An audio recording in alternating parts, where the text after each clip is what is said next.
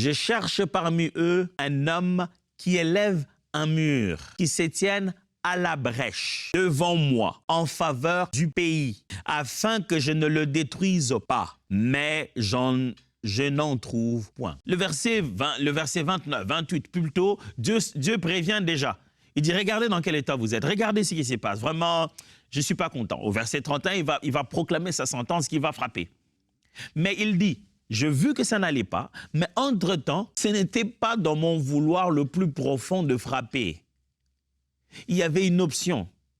S'il y avait au moins quelqu'un qui dresserait un mur et qui se tiendrait à la brèche en faveur du pays, afin que je ne le détruise pas, eh bien, je ne l'allais pas le faire.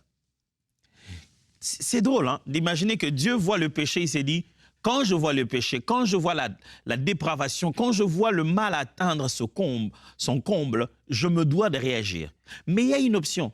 Il y a une option qui peut éviter ma réaction. C'est qui? C'est un individu. J'aime comment il dit, j'ai cherché parmi eux. Il n'a pas dit quelqu'un d'autre qui viendrait de ce côté, qui viendrait du ciel, qui serait pur, qui serait saint. Non.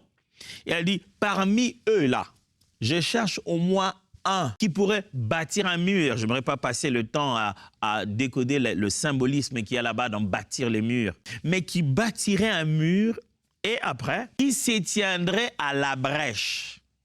C'est-à-dire, il bâtit les murs et là où se trouve la brèche, c'est lui-même qui s'y tient. Et vous allez voir que ça donne tout le sens de l'intercession au fur et à mesure qu'on va avancer. Il dit, je cherche quelqu'un qui ferait ça.